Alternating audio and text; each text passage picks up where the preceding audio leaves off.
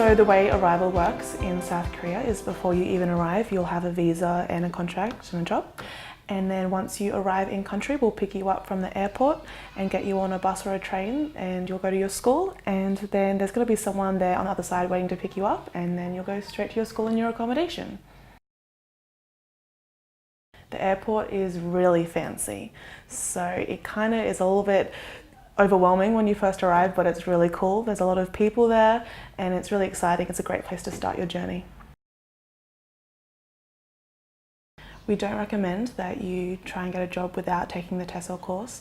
The TESOL we run is designed for teachers going to South Korea, and it will prepare you for being in the classroom, how to prepare lessons, and what to expect once you're over there.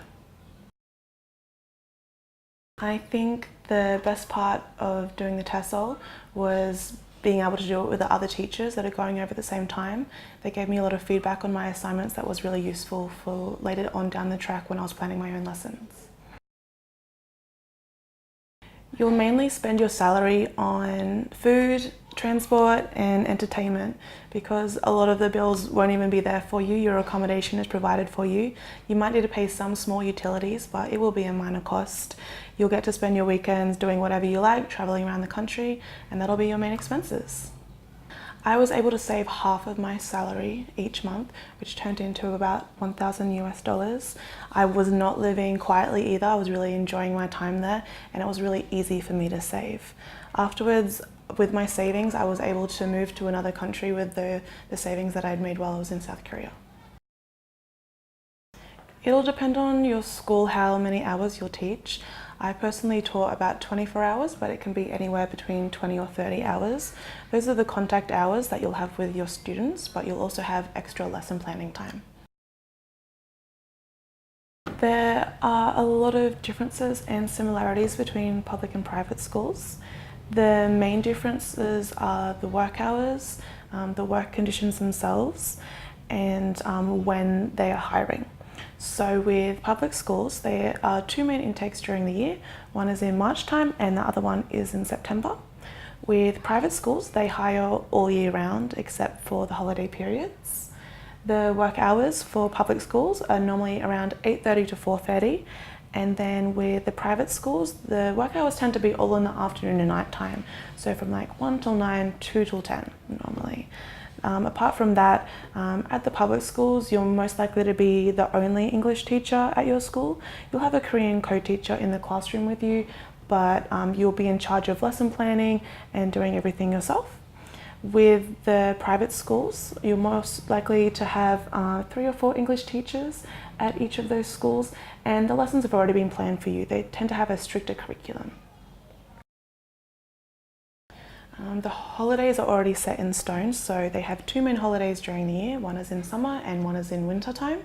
So you'll automatically have that time off. There's also other holidays throughout the year that are like Korean national holidays, so Korean New Year and Korean Thanksgiving.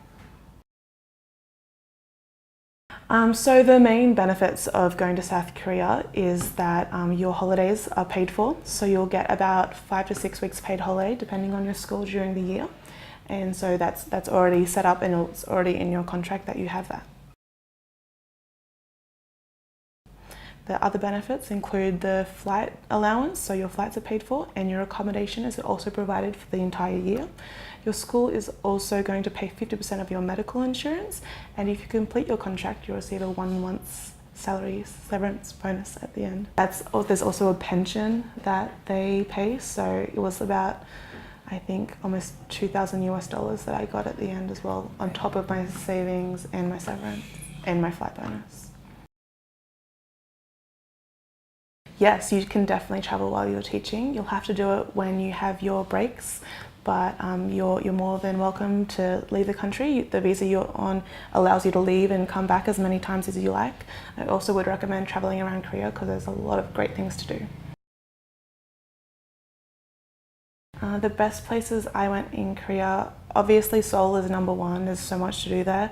Busan is an incredible place to go. It's really like an anti-Seoul where it's a lot chiller. There's more of a beach vibe there, and there's different activities to do. I also really enjoyed going to the DMZ, which is the border of North Korea. That was really interesting to learn about, and also visiting all the festivals during springtime. I would recommend going through TravelBud because they have really great benefits and there's a lot of support there for you.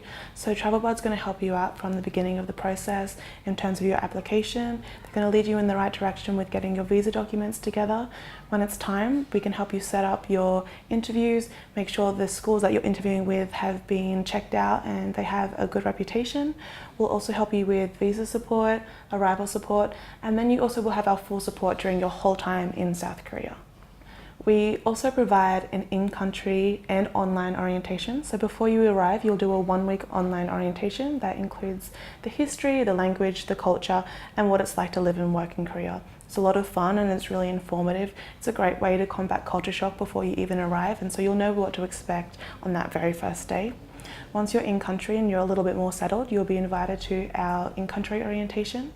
That orientation runs over 3 weekends and we do a bunch of fun activities like Korean cooking classes, Korean language classes, a taekwondo lesson. We'll do a traditional tea tasting. You get to visit cultural places like the Grand Palace and Namsan Tower. There's so many opportunities during this whole process to be able to connect with other teachers doing the same thing as you. So when you're invited to our online culture course, there'll be also teachers going over at the same time as you doing the course, and you'll be able to interact with them and go through the process together. Once you're in country and you come to our orientation, you'll get to meet all the other new teachers that have arrived at the same time as you. I personally am still in touch with a lot of my friends that I met during my orientation. So the average accommodation in South Korea is a single person studio apartment. It normally is fully furnished, so you'll have a bed, a kitchen, a bathroom, table, chairs, and a cupboard if you need. You'll also have all the plates and utilities that you'll need, like knives and forks and stuff. It's normally a studio apartment, so it's just like one big room where everything is. It's clean and tidy and normally has a pretty great lock on it. Wi-Fi is incredibly fast. If it doesn't already come with your accommodation, your school will help you set it up. I think that the internet in South Korea is one of the fastest in the world.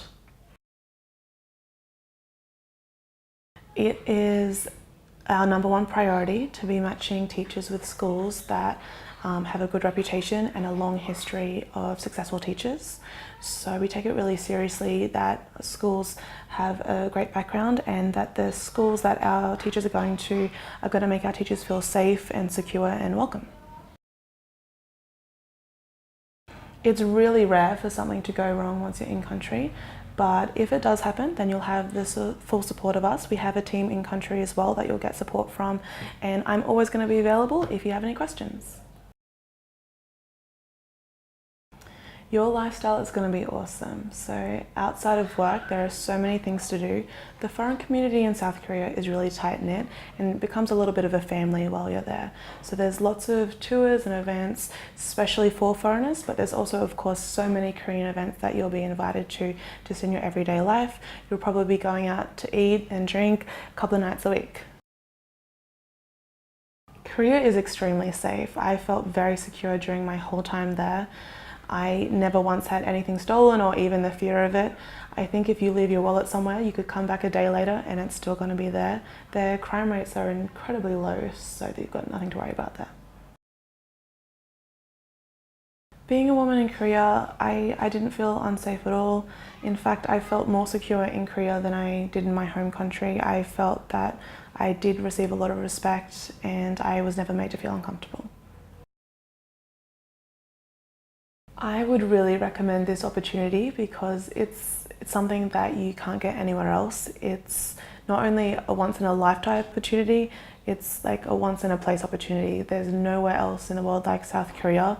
I can understand that it can be scary and overwhelming to move your whole life to South Korea, but the benefits so outweigh anything else. It's such a great way to break out of your shell, but also still be secure. You have a job, you have an apartment, you have a place to live. The things that you'll need to worry about will be sorted before you're even in the country. So once you're there, you can just focus on enjoying your time, learning about the culture and making connections with other people.